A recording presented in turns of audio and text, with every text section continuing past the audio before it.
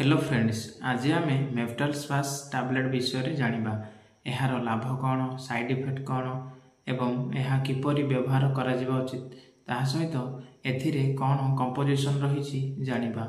साधारणतः एही मेफ्टल स्वास टैबलेट पेटर जंत्रणा, पीरियड समय होउथुबा पेटर जंत्रणा एवं पेटर अन्यान्य जंत्रणा को दूर करिया पई एहाकू व्यवहार करा जाय थाए। एहा अंतनळीर मांसपेशी को आराम दे थाए एवं पाचन प्रक्रिया समस्या जोगु हेउथिबा पेटर जंत्रणा को दूर करिबारे सहाय्य करे। ताहा सहित गर्भाशय मांसपेशी को आराम दे थाए एवं मासिक ऋतुस्राव समय रे हेउथिबा पेटर जंत्रणा एवं अस्वाभाविकता को मध्य दूर करिथाए। एहा पेटर मांसपेशी गुडी को रिलैक्स करी प्रभावित अंचल गुडी को आराम दे थाए। एही मेफ्टल स्वास टैबलेट रे मेफेनामिक एसिड एवं डाइसाइक्लोमाइन नामक दुईटी मुख्य उपादान रही।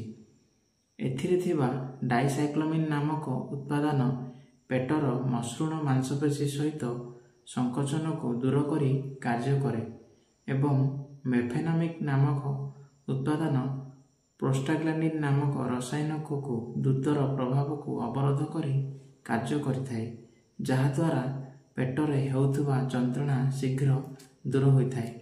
नेक्स्ट जानिबा एही मेफ्टल स्वास टैबलेट रो साइड इफेक्ट कौन रही। एही टैबलेट व्यवहार करिबा परे किछि किछि लोकन को साइड इफेक्ट देखा दे थाए, जेपरिक बांती लागिबा, पाटी सुखी जिबा, मुंड बुलाइबा, एहीपरि किछि समस्या देखा दे थाए।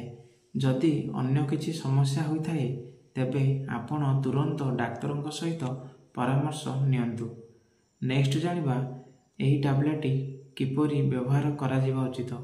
साधारणतः एही टैबलेट को खाद्य पर दिन को 2 थर किंबा 3 थर व्यवहार करा जाय थाए। एहीपरि किछि सूचना जानिबा को हेले चैनल को लाइक, शेयर एंड सब्सक्राइब करंतु। धन्यवाद।